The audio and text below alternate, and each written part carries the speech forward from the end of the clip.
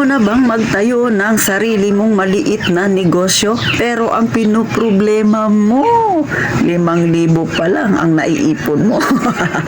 So yan ang sasagutin natin Tintin kung anong diskarte ang dapat gawin para kumita kaagad ang halagang 5,000. Pero bago ko sagutin yan, huwag ka nang mahiya. Pindutin mo na ang subscribe button na yan, please. At tayo nang mag-chismisan. So eto ha, maikling tips lang ito ni Ate Tintin. Ito ay ayon lang sa aking nalalaman, ayon sa aking obserbasyon at syempre sarili kong experience nung nagpapaumpisa pa lang ako na magtindahan. Pero dahil ako ay nagumpisa sa 20,000 pesos ha mga kasari. Ngayon ay mas maliit ha, 5,000. Yan ang sabi ni Sir Edward kung ano ba daw ang dapat bilhin sa halagang 5,000 na kanyang magiging puhunan. O, pinakaunang-unang dapat mong gawin Sir Edward, ito ay hindi lang para kay Sir Edward, syempre sa mga nanonood kay Ate Tintin na gusto rin magkaroon ng tindahan pero ang kanilang puhunan ay 5,000 pa lang. Ito ang una ninyong dapat gawin. Syempre, obserbahan yung inyong magiging customer. Yung mga kapitbahay ninyo dyan, yung mga nakapaligid dyan sa inyo, o alamin mo, ano ba ang hilig nilang bilhin? Mahilig ba sila sa mga pouch? O di ba yung toyo, yung suka, o di ba may mga pouch na ganyan?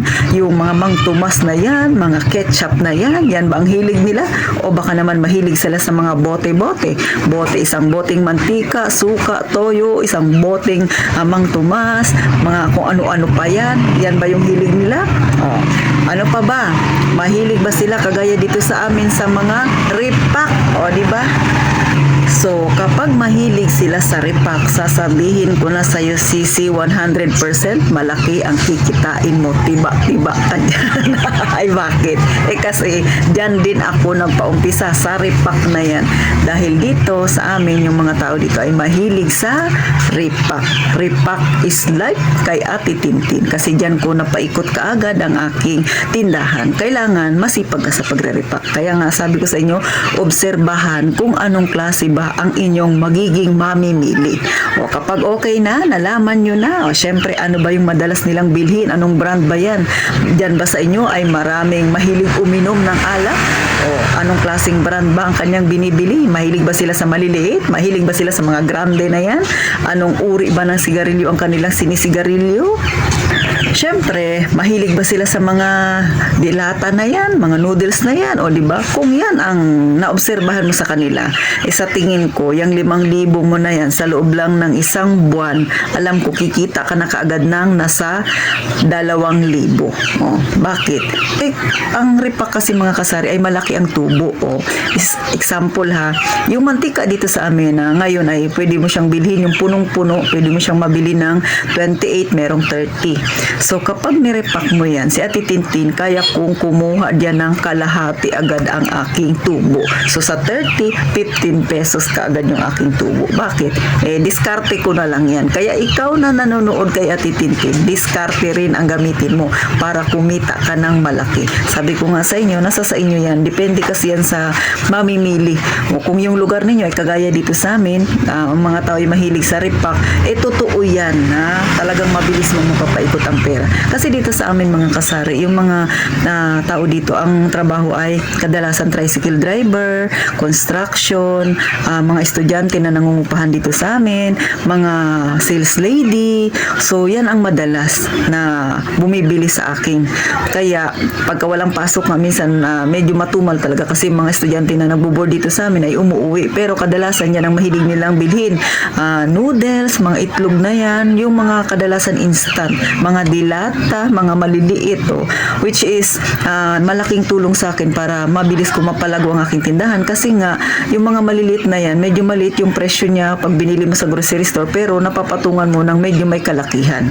So, yun ang technique. Pero nasa sa inyo rin yan. Siyempre, yung mga katabi nyo dyan, mga kasari, ay pakiramdaman nyo rin. Huwag ka rin mag-overprice kasi pag nag-overprice ka, hindi ka rin mabibilhan. So, hindi mo rin mapapaikot kagad yung iyong puhunan. So, sa pagtitindahan, marami kang isinasama isaalang-alang. Hindi lang basta yung customer mo, kundi yung mga tindahan ding nakapaligid sa inyo, dyan sa lugar ninyo.